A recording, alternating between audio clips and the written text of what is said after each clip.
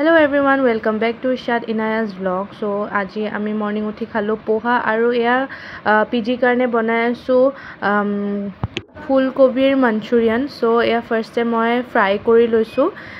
তাৰ পিছতে ফুলকবিখিনি ফ্ৰাই কৰাৰ পিছত মাষ্টাৰ্ড অইলত গাৰ্লিক দিছো, অনিয়ন দিছো, দি পেলাই অলপমান ভাজি লৈছো. তাৰ পিছতে ক্যাপসিকাম দিছো.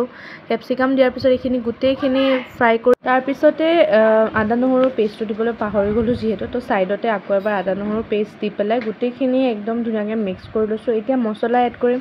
ব্লেক পেপাৰ, জিৰা পাউডাৰ, ধনিয়া পাউডাৰ আৰু অলপমান গৰম মছলা দি গোটেইখিনি আকৌ এবাৰ মিক্স কৰি লৈছো. তাৰ পিছতে আমি এড কৰিম ইয়াতে চিলি সস আৰু তাৰ পিছতে আমি ইয়াতে এড কৰিম সোয়া সস আৰু গোটেইখিনি ধুনীয়াকৈ মিক্স কৰিম. তাৰ পিছতে অলপমান নিমখ এড কৰিম, আপোনালোকৰ টেষ্ট অনুযায়ী এড কৰিব.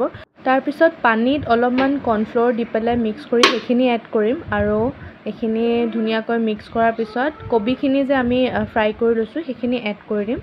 এড কৰি দিয়াৰ পিছত ধুনীয়াকৈ মিক্স কৰি ল'ম. গোটেইখিনি ধুনীয়াকৈ মিক্স কৰি অলপমান পানী এড কৰিম আৰু গৰম পানী এড কৰিব দেই.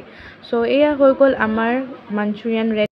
Thank you for watching the video, and if you guys like my video then please do like, comment, share and subscribe to my channel. Till then, bye bye.